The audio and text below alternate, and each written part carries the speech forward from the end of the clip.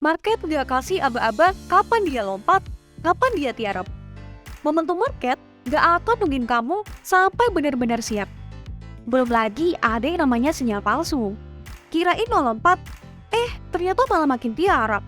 Jadinya ke bawah arus pergerakan harga deh. Nah, salah satu cara untuk menghindari hal tersebut adalah dengan menggunakan indikator MACD. Apa sih indikator MACD? Yuk kita bahas bareng-bareng. Sebelum kita bahas, yuk subscribe dan nyalakan loncengnya. Klik like dan share juga kalau konten ini bermanfaat buat kamu. Oh iya, teman RC bisa mendapatkan poin di setiap transaksi saham loh.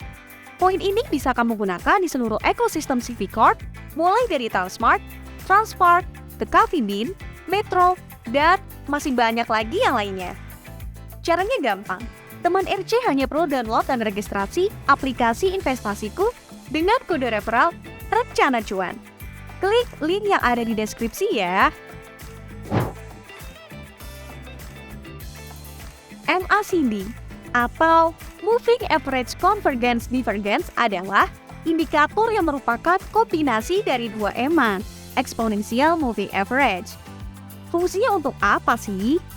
Nah, indikator MACD ini biasanya digunakan untuk membantu trader dalam mengetahui harga yang sedang berlangsung, memahami momentum, dan menentukan kapan harus membeli atau menjual saham.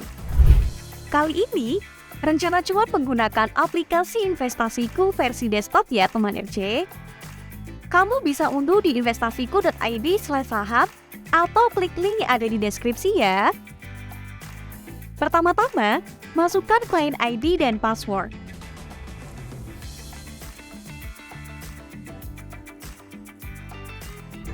Serta PIN yang kamu gunakan untuk akun kamu.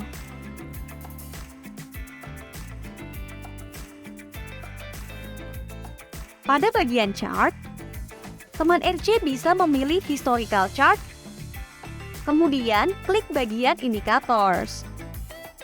Setelahnya, kita ketik kata kuncinya MACD. Nah, langsung muncul deh. Di dalam indikator MACD terbagi menjadi 3 bagian. Yang pertama, garis warna biru, merupakan MACD line, yaitu hasil selisih dari dua EMA, yakni EMA 12 dan EMA 26, yang menggunakan harga penutupan. Yang kedua, garis warna merah, merupakan signal line, yang hasilnya didapatkan dari EMA 9 hari.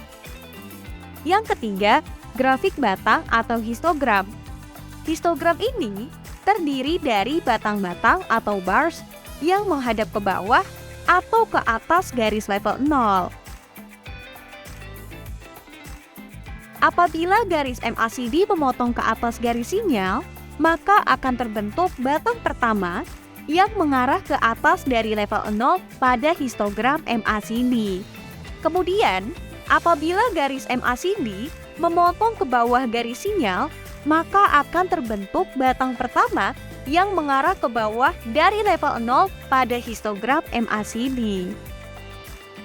Nah, setelah tahu fungsi sama kerangka dari indikator MACD, sekarang kita bahas cara membacanya ya.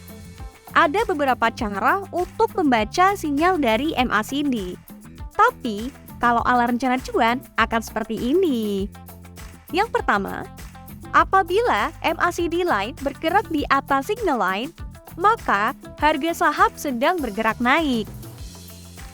Sedangkan ketika MACD line bergerak di bawah signal line, maka harga cenderung stagnan atau bergerak turun.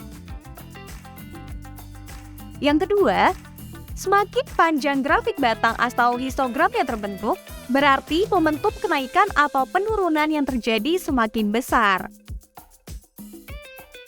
Sedangkan, semakin memendek grafik batang atau histogram yang terbentuk, maka ada peluang terjadi pembalikan arah harga, di mana garis biru mulai menembus garis merah kembali dan membuat tren baru.